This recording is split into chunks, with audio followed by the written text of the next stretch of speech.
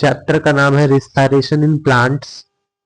ठीक है, तो यहाँ पे हम सिर्फ समरी का बात करेंगे। जैसे यहाँ पे लिखा होगा, यहाँ पे समरी जो है ये लिखा गया है कि each part undergo gaseous exchange. हर एक पार्ट जो है वो गैसियस एक्सचेंज करता है। Not so much demand for gaseous exchange. और थर्ड लिखा हुआ है each living cell present close to the surface.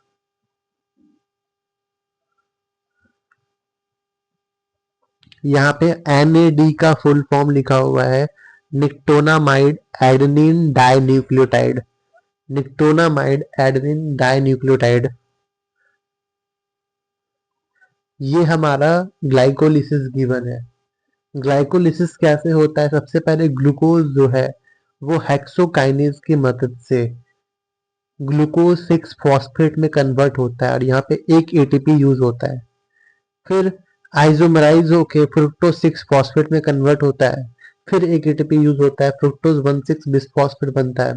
Fructose 1,6 bisphosphate जो है वो 3 पागल और भाप में टूट जाता है। 3 पागल जो है वो फिर बनाता है 13 BPGA। और 13 BPGA जब बनता है तो वहां पे 3 पागल से 13 BPGA बनने वक्त एक NADH2 निकलता है। ठीक है, फिर 13 BPGA से 3 PGA बनता है तो यहाँ पे एक ATP बाहर निकलता है। यहाँ के बाद 2 अमाउंट में निकलेगा, 2 साइकिल चलेगा। यहाँ के बाद दो मॉलिक्यूल रहेगा।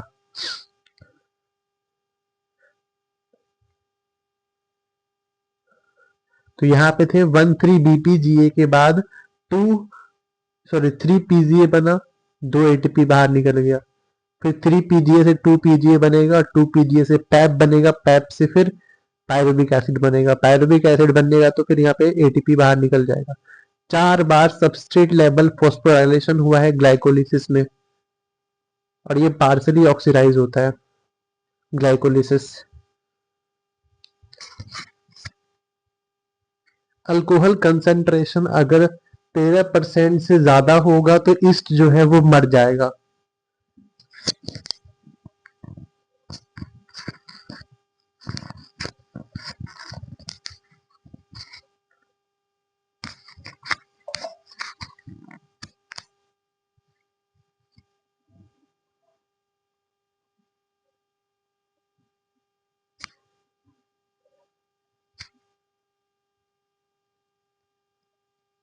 फिर हमारे पास यहाँ पे ये है कि अल्कोहल एंजाइम, इसमें क्या होता है, जो एनअरोबिक है इसमें प्रोडक्ट का साथ डिहाइड्रोजिनेज जोड़ते हैं।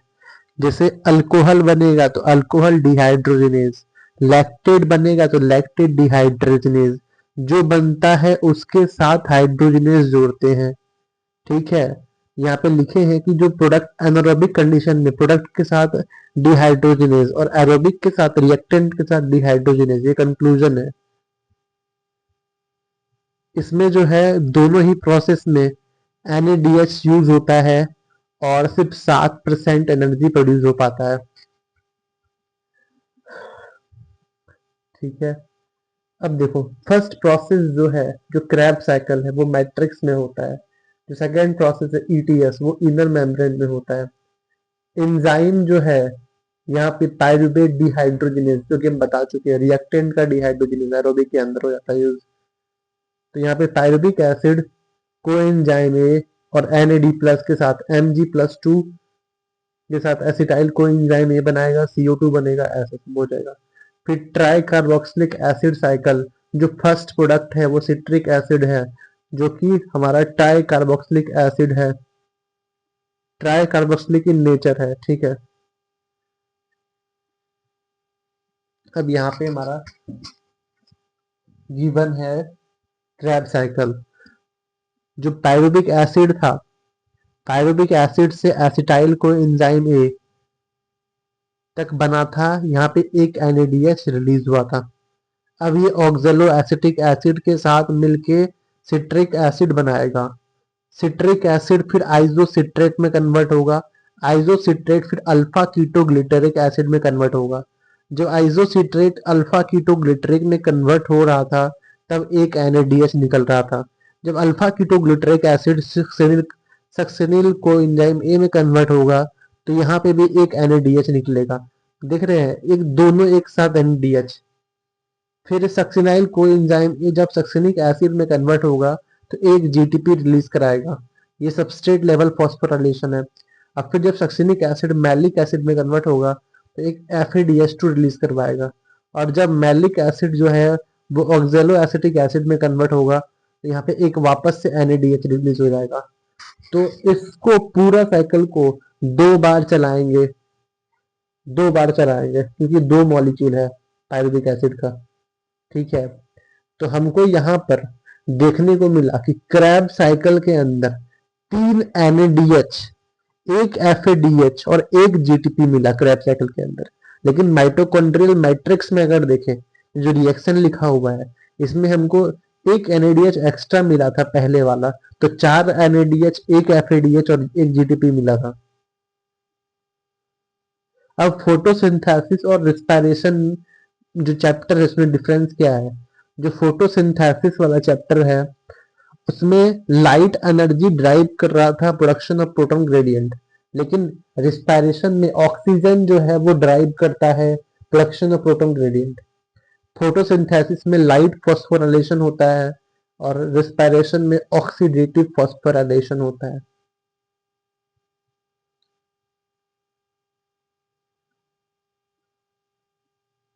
यहाँ पे एक चीज और लिखा हुआ है, complex 2 is associated with Krebs cycle.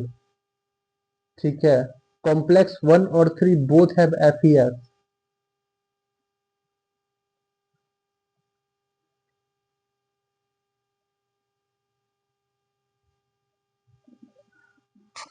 फिर यहाँ पे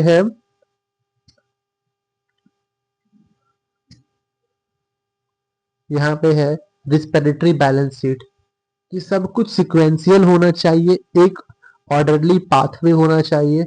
जो ग्लाइकोलिसिस में NADH बना है वो माइटोकॉन्ड्रिया तक पहुंचना चाहिए, माइटोकॉन्ड्रिया से फिर वो ETS तक जाना चाहिए। थर्ड यहाँ पे लिखा हुआ है कि कोई इंटरमीडिएट जो है नहीं बनना चाहिए। और चौथा में लिखा है कि सिर्फ ग्लूकोज ही लेना है सबस्ट्रेट में।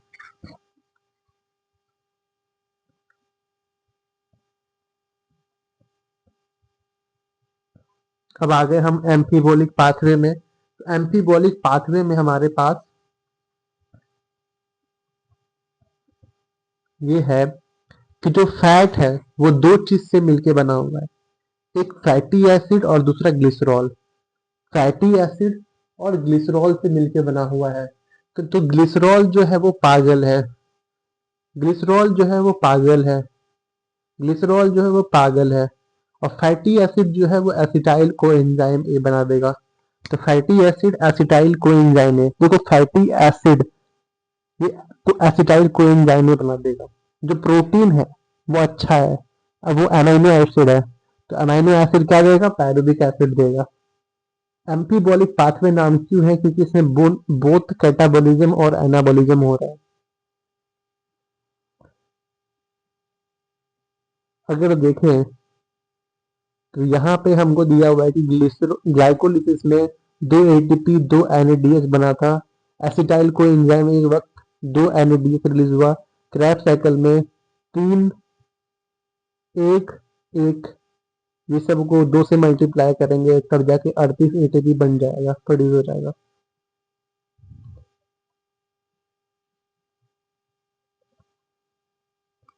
रिस्पिरेटरी क्वेश्चन जो है वो कार्बोहाइड्रेट का, यहाँ पे देखो यहाँ पे पढ़ेंगे। रिस्पिरेटरी क्वेश्चन कार्बोहाइड्रेट का 1 होता है, फैट का 0.7 होता है और प्रोटीन का 0.9 होता है। लेकिन फैट जो है, एक फैट हमें गिवन है ट्रिपल मीटिन जो फैट है इसका कितना है? 0.7। फॉर्मूला बहुत इंपॉर्टेंट है, C51H98O6, C51H98O6, C51H98O6। Pure fat और प्योर प्रोटीन कभी भी रिस्पिरेटरी सबस्ट्रेट में नहीं आ सकता। ठीक है, तो ये चैप्टर हुआ कंप्लीट।